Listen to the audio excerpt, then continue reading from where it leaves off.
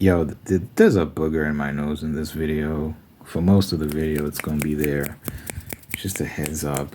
Um, I thought about refilming, and I was like, no, I'm not refilming. So I guess think of it as a friend.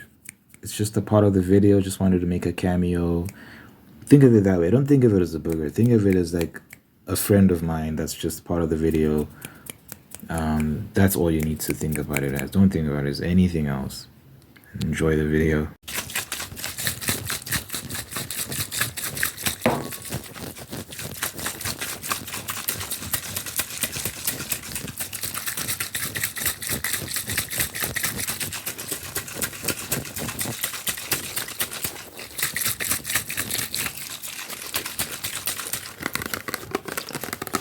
Hello, hello, hello. Hope you're well. Hope you're slow. Hope you're lazy.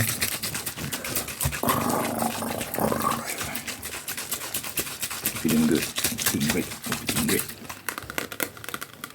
Hope you're doing great.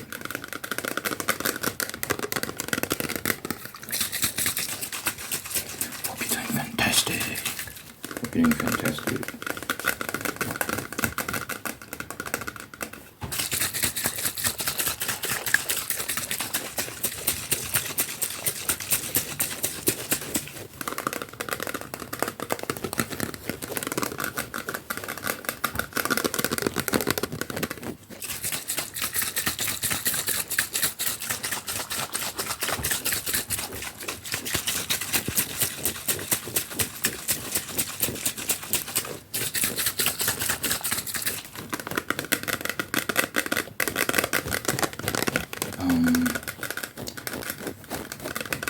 I have an album out, a music album. It's called Forget Me Nots and Camellias.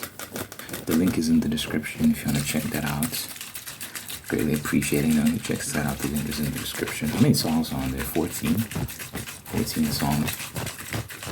And then I have a poetry book called The Many Shades of Flowers. 40 love poems. 40 love poems. 40 love poems. It's $1. $1. The link for that is in the description as well. Thank you, thank you, and thank you. Give me 5 stars. Give me a 5-star rating on Amazon as well. I really appreciate that.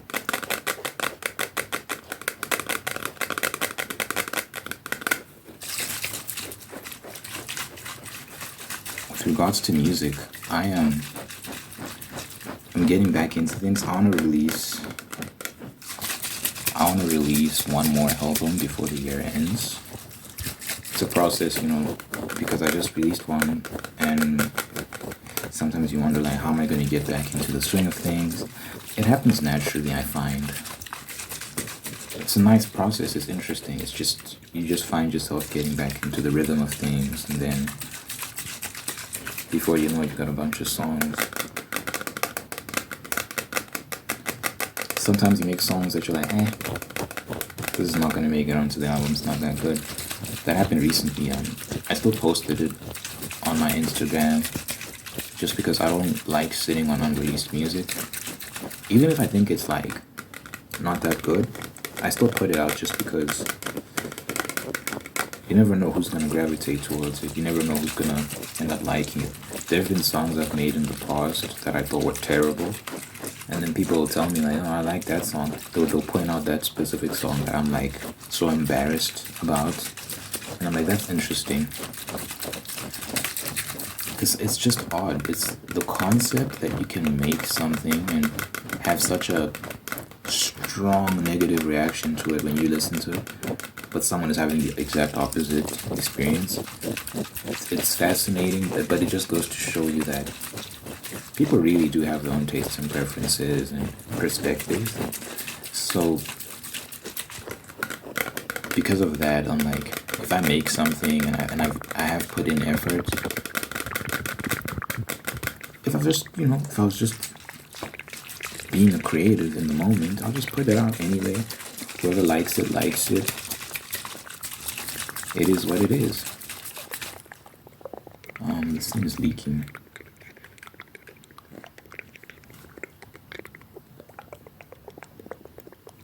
Why is this happening? Let me wipe. Anyway, so yeah, I'm not stingy with my songs. I put them out regardless. Unless it's like really, really bad. Like, oh my god, this is terrible. Like, no, I laid an egg here. But you know, it's not. It doesn't really happen. I think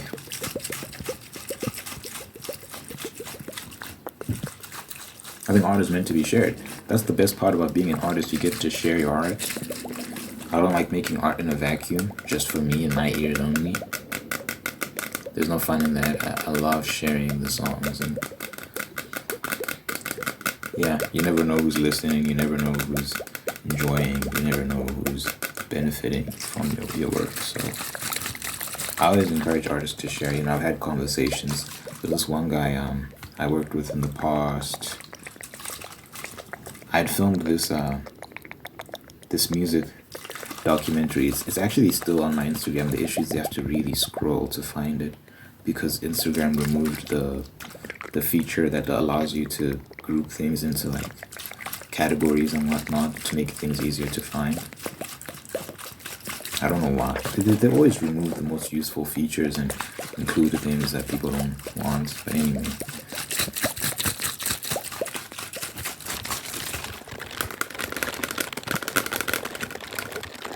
I filmed this music documentary type thing, and he was one of the people I had invited, because he's like a producer. He makes beats and stuff, but he's very shy. And he's always shy to share his music because he doesn't want to be criticized.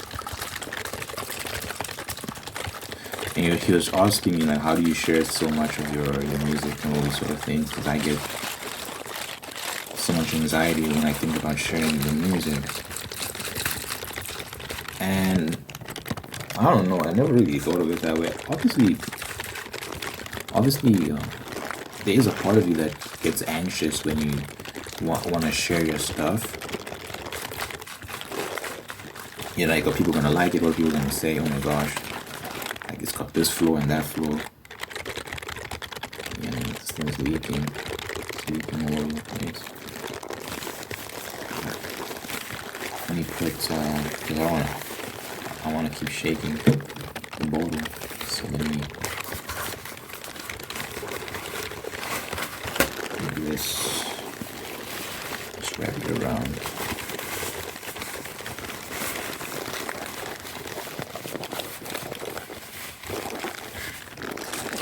Tingle.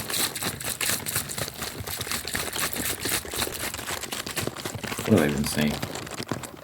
You get anxious, you know, especially when you're just aware of certain flaws and whatnot, or at least perceived flaws.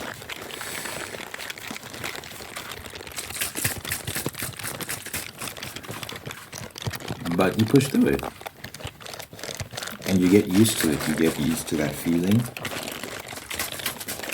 because people are always going to have something to say regardless. There's always going to be someone who wants to criticize your work. Every artist experiences criticism at some point. It's okay.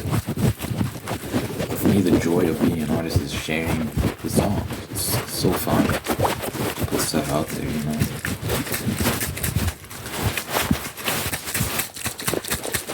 It's really fun. I'm always excited.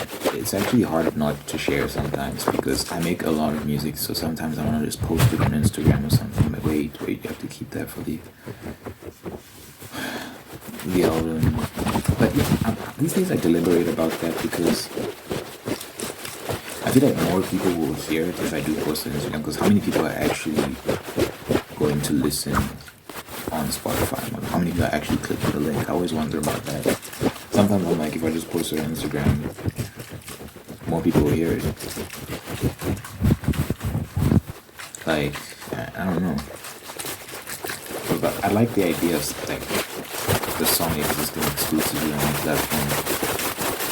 You go and you listen and stuff, and whatever you use, you hear those songs for the first time, as opposed to them have already been out for like weeks or months.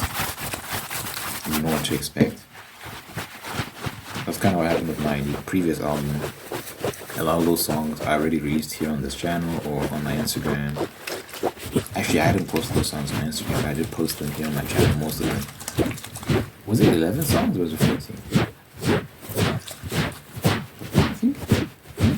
I think it was 12. I think it was 12 songs, not 14.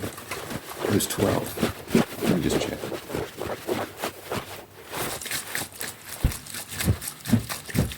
Oh gosh.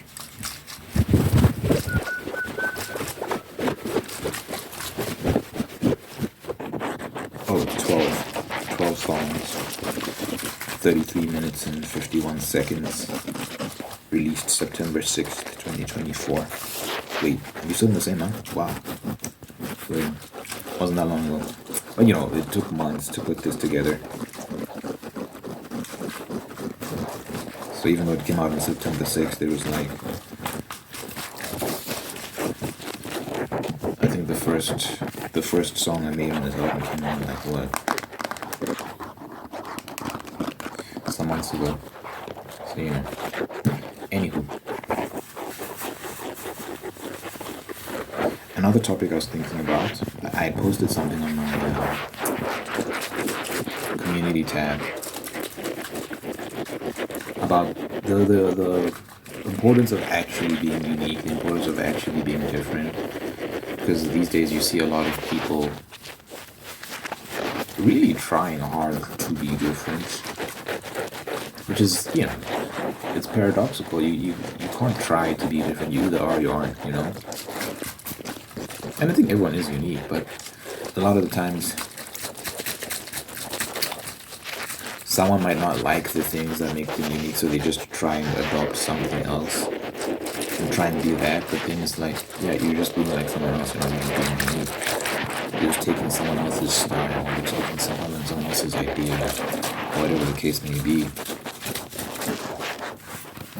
I think true uniqueness, true individuality is effortless. It's subconscious. It's not conscious.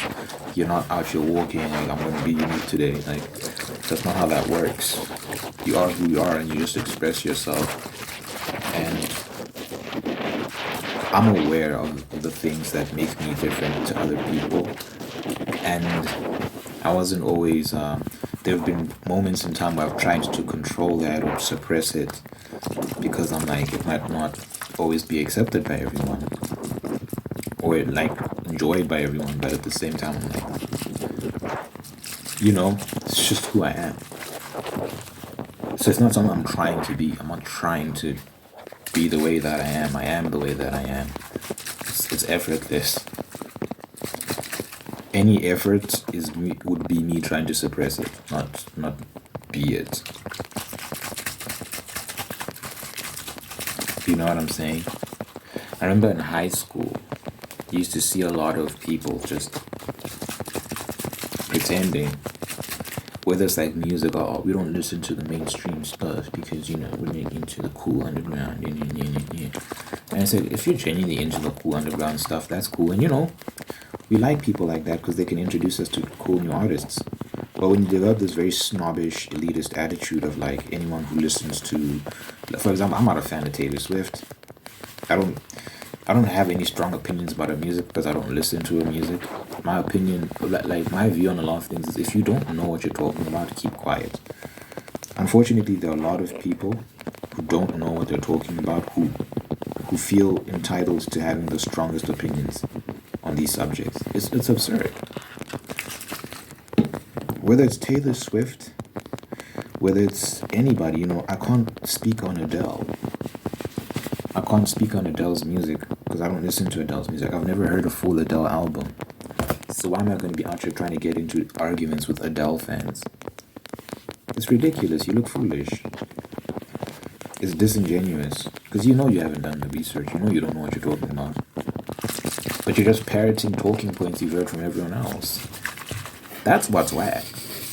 You want to criticize someone for having poor taste in music or like not being intelligent because like, why the hell do you like this mainstream artist? People should criticize you because you're literally just going with the program.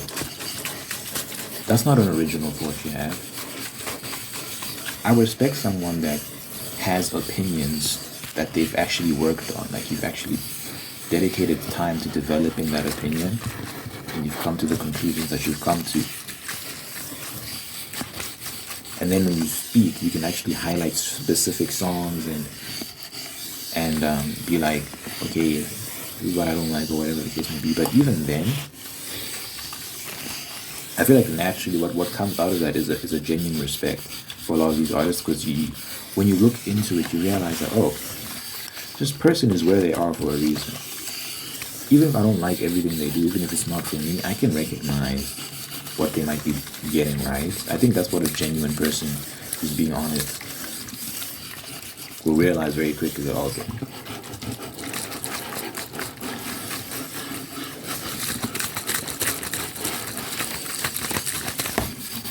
like, you don't have to have strong opinions on everything, guys. Like, some things you can just be like, no comment. And then you give credit where credit's due.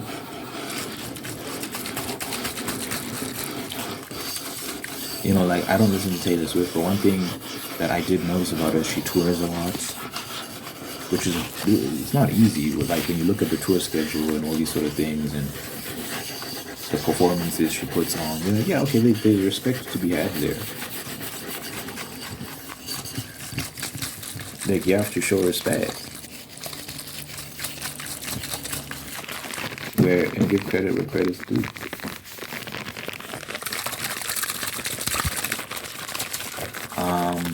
That's just an example, right?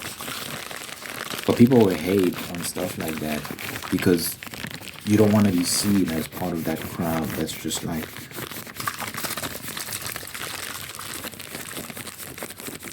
enjoying this thing together. You want to be different. You want to be the black sheep.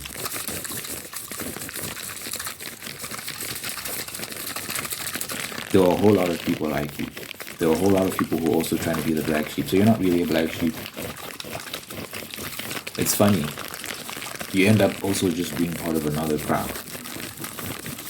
I think if you're genuinely going your own way, a lot of times you won't even notice. You're just being yourself. You're too busy just being yourself to notice that you actually, you're kind of on your own little path. I really don't. At least I try not to think too much about like whether something's popular or not. Instead, I just really try and understand, like, figure out, am I gonna like this or not? It's that simple for me. You might have groups of people that are like, let's not go to that venue for this event because a lot of people go there. Let's go here instead because we don't want to be seen with the commoners. There's different reasons why people might try different things. It's not always just because they've got this snobbish attitude. Sometimes it's just like they want to avoid large crowds or whatever the case may be, which is valid. But there is a group of people who just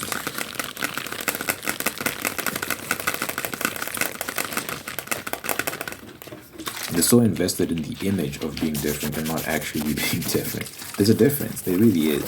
It's a big, big difference between people who are pretending to be different and are actually different. And you can always tell when you get to know someone. When you really start to talk to them, you're like, oh, you're not that interesting, actually.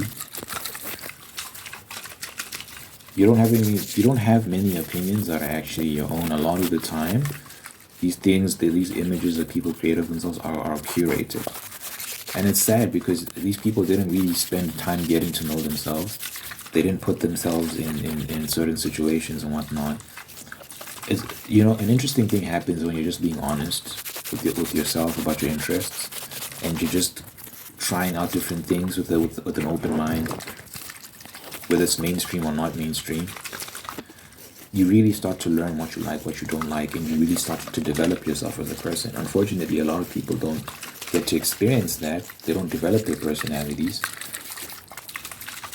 You have to have that discovery process, and then once you discover that, you develop it. For example, with me, I discovered that I like writing when I was very young, when I was like 5 or 6 years old, because my English teacher had liked a short story I'd written as an assignment.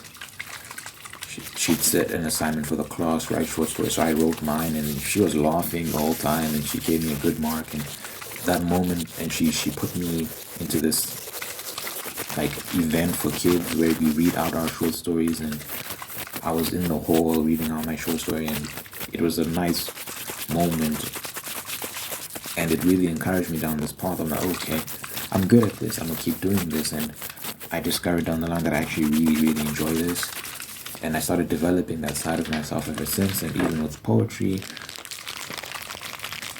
and music, all these sort of things, because I'm so willing, I'm willing to try new things, and I don't turn my nose at things that might be considered mainstream. All these sort of stuff, all these sort of things, right? So I learned a lot about myself through being open-minded, like genuinely open-minded. Because to be genuinely open-minded means even the things that people might be like, don't do that, that's weird, or that's mainstream. Even those things you try out. And I just feel like I've been developing that. And there's still a lot more about myself to learn, and it's exciting. But a lot of people never go through that process. A lot of people never really go through that process.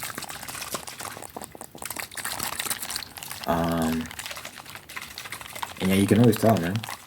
You can always tell who's a person who's like actually being themselves and actually being unique versus a person who is an amalgamation of stuff they saw on the internet, conversations they've had with friends, the things that were acceptable in the friend group and the things that were not acceptable in the friend group. You can always tell.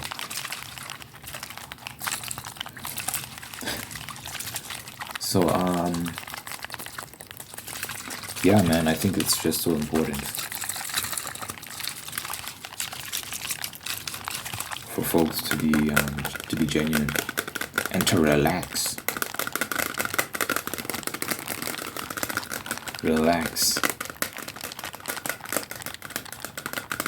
Like what you like, and if people roast you for it, it is what it is.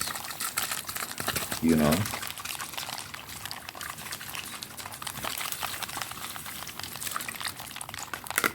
In film school, you saw the same things, man. In film school,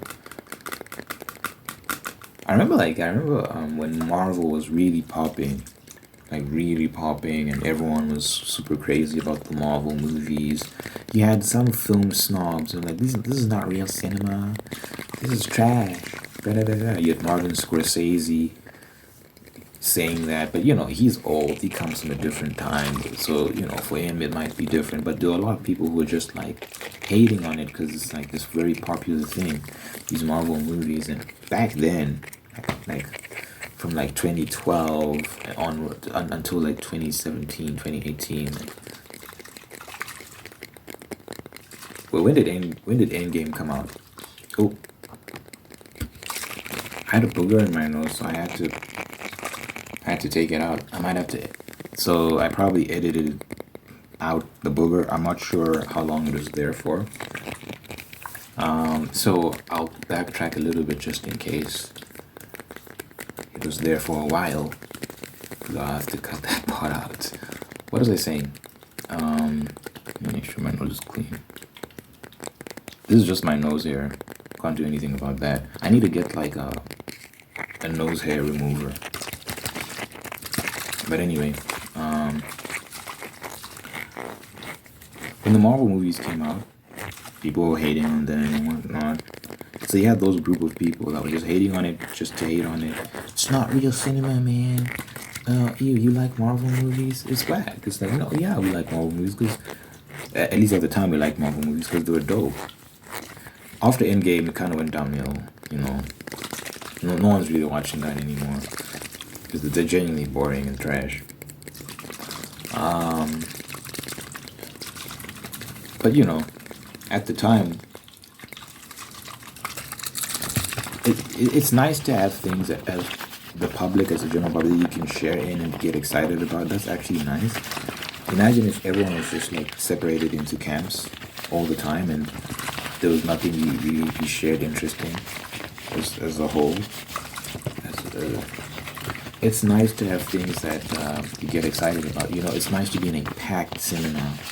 They're very, and I feel like I haven't experienced something like that since that period of time, where you go to a cinema and it's packed full of people all here to see this cultural moment, and everyone's laughing and getting excited and oohing and eyeing and being shocked and oh my gosh, like whoa, the cool moments. Was it Endgame? Was it Infinity War? I think it was Endgame, where all those people that were dead come back to life and see them come fight the war against Thanos. That moment, everyone starts going crazy. Oh my gosh! Like that's priceless. That's a very precious moment when you're just seeing the cinema go insane. In many ways, it's it's better than the actual movie itself. Like the shared enthusiasm about something. In many ways, that's what makes the experience fulfilling. Seeing people genuinely excited. Even with Black Panther, the movie itself was alright. It wasn't really that amazing, if we're being honest. But people were dressing up to go see it, and whatnot. It was interesting. It was a genuinely unique moment in time. The enthusiasm that movie generated, and all these movies, man. So you know, when people distance themselves from that because they're just trying to be the rebels, the outsiders, it's like, relax. It's okay to partake if you actually are interested. If you're genuinely like disinterested, that's fine too. But you don't have to turn your nose at it. You don't have to judge people for liking it. They're not doing anything wrong. You know?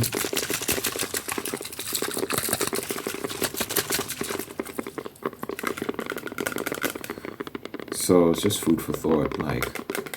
Like what you like, and don't be too concerned about who has something to say about that. And I think from there, you can really start to figure out what makes you as a person when you're just being honest. By the way, I'm never using this trigger for this long ever again because the bottle is leaking. It's making a mess. I have to keep wiping it. And the layered triggers turned out to be a hit. For me at least, I'm listening to it. Whenever I listen to my recent videos and I hear all the layered triggers, I'm like, this is nice. This is really nice. And every day I film like a new, because I do recycle all these clips, right? But every day I film something new, a new audio clip to use in these layered sequences.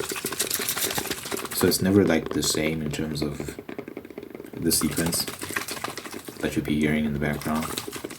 There's always at least one new element, and the arrangement always changes. So in conjunction with like the triggers, I'll be doing live, for lack of a better word. That I'll be doing in real time. In conjunction with that, it does create like a unique sound sequence.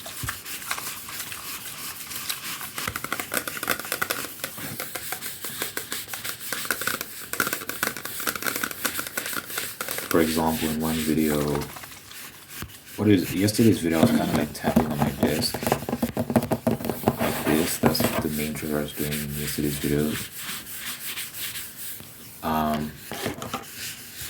And then a looped sound that you might hear is like me, just for example, you might hear in the background me scratching this beanie.